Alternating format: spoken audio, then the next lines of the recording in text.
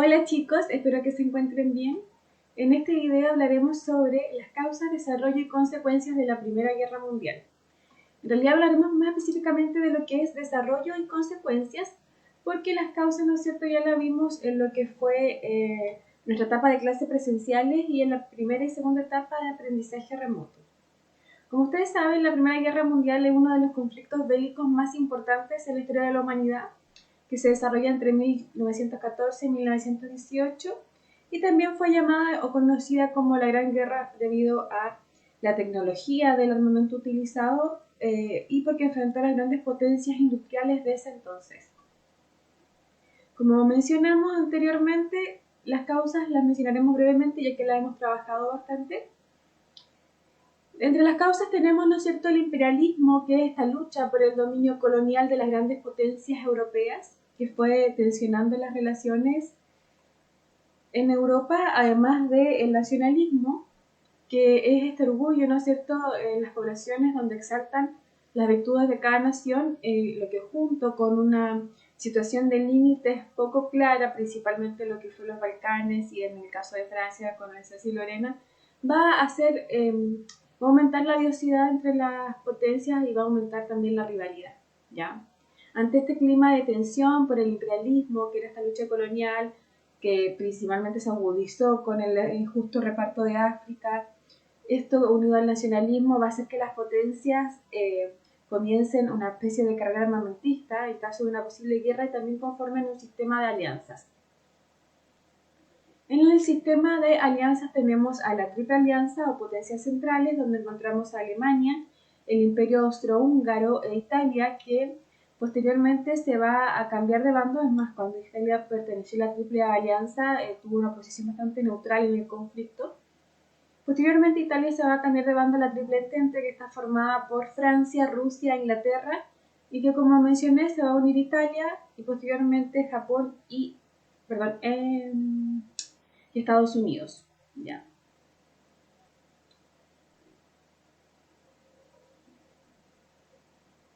Y como también se mencionó, una de las últimas causas es la paz armada o carrera armamentista, que debido a este clima de tensión que se sigue en Europa, las grandes potencias se comenzaron a armar en caso de un posible conflicto. También por eso, ¿no es cierto?, debido a la cantidad de armamento que poseía cada una de las potencias en conflicto, es que la Primera Guerra Mundial tuvo consecuencias tan lamentables y tan crueles como es la muerte de prácticamente casi 15 millones de personas.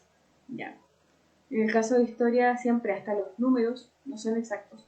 Siempre hablamos de números aproximados y como ustedes, si quieren, pueden investigar, van a encontrar fuentes donde hablan de 15, otros de 16, de 8 millones de civiles, de 7 millones de 7 millones de civiles, de 8 millones de combatientes. Los números no son tan exactos, pero pues siempre hablamos de un aproximado que fue lamentable en este entonces de 15 millones de personas, ¿bien?, entre civiles y combatientes.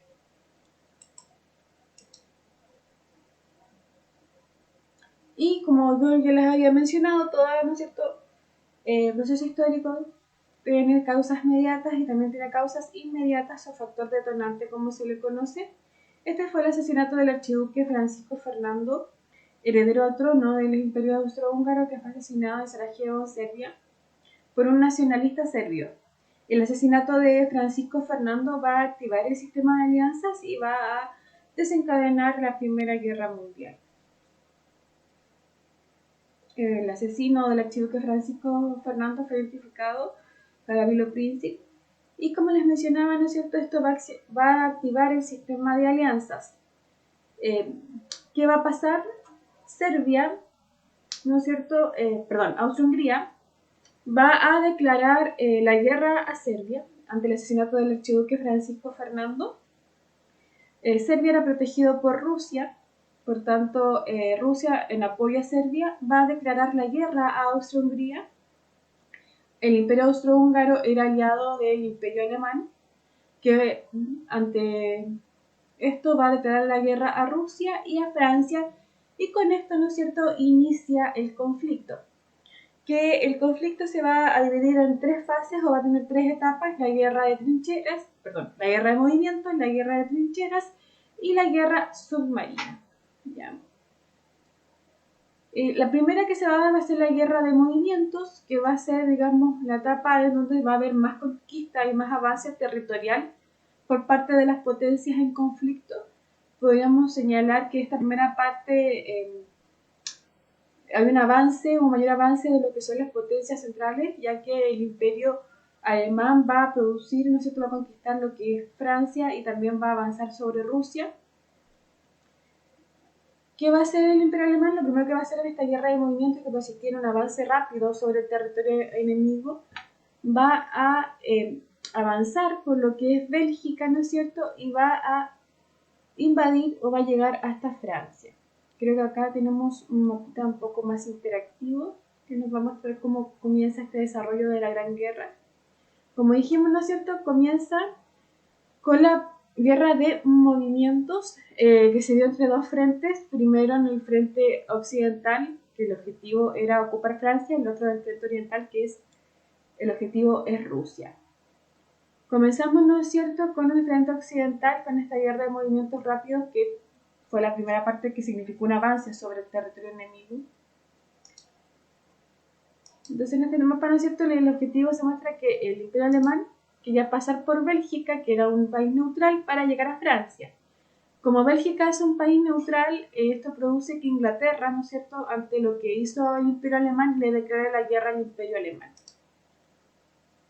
Y como acá nos indica, ¿no es cierto?, este mapa, vemos que el imperio alemán va a ocupar Francia, aunque va a ser resistido este ataque por Francia.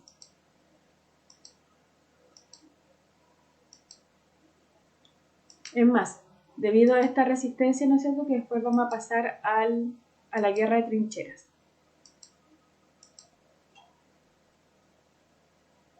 Y en el frente oriental, dijimos que esta guerra de movimiento se dio en dos frentes, frente occidental, el objetivo era Francia, y frente oriental, Alemania derrota a Rusia en la batalla de Tannenberg. Y en el caso de los austrohúngaros, la ofensiva contra Serbia falló. ¿Ya? Como dijimos, fue la única época en que hubo realmente un avance sobre el territorio enemigo y pudimos ver, digamos, una especie de dónde se podía decidir el conflicto. ¿Qué pasó? Que como Francia, ¿no es cierto?, va a resistir este ataque, principalmente en lo que es la batalla de la Marne, vamos a pasar a la segunda estrategia de guerra, la segunda etapa de guerra, que es la guerra de trincheras.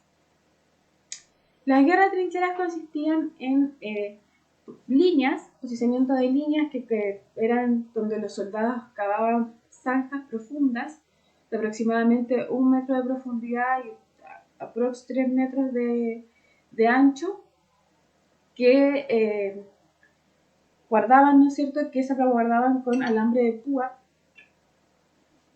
y se colocaban, ¿no es cierto?, que era para defender una línea. Así, prácticamente era como una línea de defensa, ¿ya?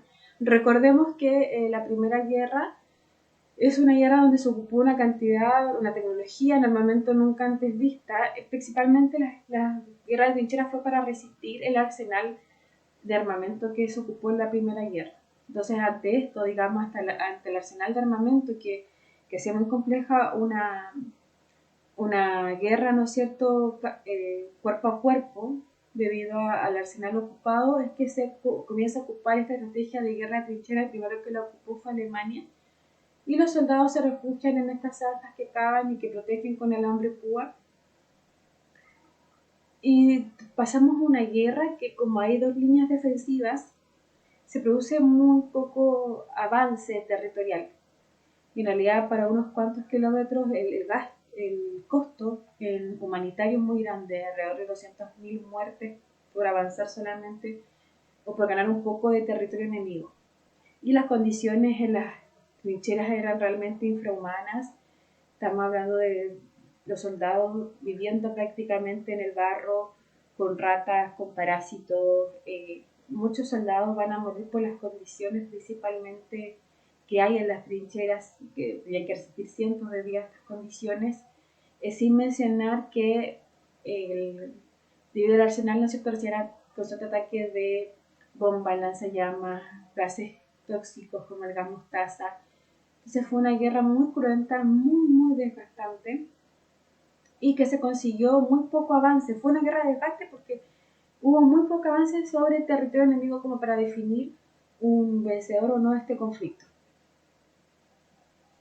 Como dijimos, quizás un poco la ventaja la tenía Alemania, que fue el que inició esta estrategia de guerra.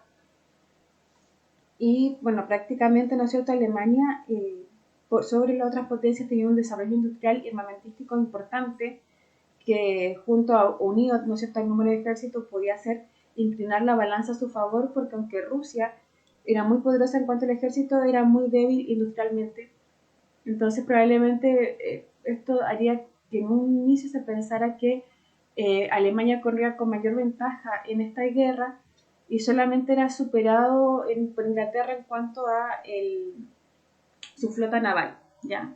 Y es por eso que como es superado por Inglaterra en su flota naval, va a ocupar la estrategia de la guerra submarina para inclinar un poco la balanza a su favor en el sentido de la flota naval que poseen ambas potencias.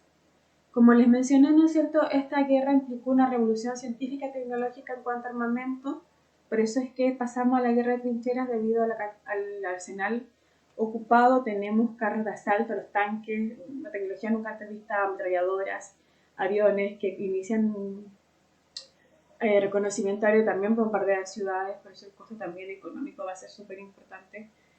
Hay lanzallamas, granadas, gases asfixiantes. Jamás en ningún conflicto se había ocupado tal cantidad de armamento y con tanto poder destructivo. Por eso fue tan cruel. Y ahí no solamente sobrepoblación combatiente, no solamente sobre militares, sino que también por sobrepoblación civil. Pues hablamos que hay 7 millones de muertos, población civil por los ataques a las ciudades, por los bombardeos. Tenemos incluso los Zeppelin, que se me olvidaba mencionar, los acorazados y los submarinos. Como mencionábamos, Inglaterra poseía una flota naval más poderosa que la de Alemania, y era donde, ¿no es cierto?, poseía ventaja. Es por ello que los alemanes ocuparon la estrategia de la guerra submarina, donde atacaban, ¿no es cierto?, los acorazados, los buques de Gran Bretaña, y causaban grandes pérdidas, principalmente económicas, ya que derribaban buques con suministros y alimentos. Y entre los buques que atacaron estaba el transatlántico de Lusitania, donde murieron 1.200 tripulantes, y en este buque se encontraban tripulantes estadounidenses. ¿Ya? El hundimiento, ¿no es cierto?, del transatlántico Lusitania, unido al telegrama que Alemania va a enviar a México, diciéndole que tiene su apoyo para atacar a Estados Unidos, va a hacer que Estados Unidos ingrese a la guerra. En 1917 vamos a vivir la fase final de la guerra y vamos a ver, ¿no es cierto?, cómo se pierde este equilibrio que había hasta ese momento, porque estábamos en una guerra de trincheras que fue muy desgastante, que significó poco avance en territorio enemigo. Van a pasar dos cosas importantes en 1917. Primero, va a ingresar a Estados Unidos, y segundo, va a salir Rusia debido a la revolución bolchevique que se produce en este país. Como lo vamos a ver después, Rusia se encontraba súper atrasado versus otras potencias, ¿ya? Era una potencia por la cantidad de territorio que poseía y por el número de población que tenía, que le hacía tener un gran ejército. Pero industrialmente estaba muy atrasado versus otras potencias europeas. Y la guerra va a dejar en evidencia la corrupción del sistema zarista, también las necesidades que tenían las personas. Había una falta de suministro de alimentos que va a provocar el enojo de la población y que va a provocar también esta revolución. ¿Ya? En Estados Unidos entra la guerra junto a Inglaterra y Francia, y esto va a hacer que se pierda el equilibrio a raíz del hundimiento de Lusitania, que fue en 1915, pero esto unido al telegrama que les mencioné va a hacer que Estados Unidos ingrese al conflicto. Y la otra cosa importante que va a pasar va a ser la Revolución Rusa. ¿Ya? Esta pérdida de equilibrio y la fase final de la guerra la vamos a ver en la parte 2 de nuestro video.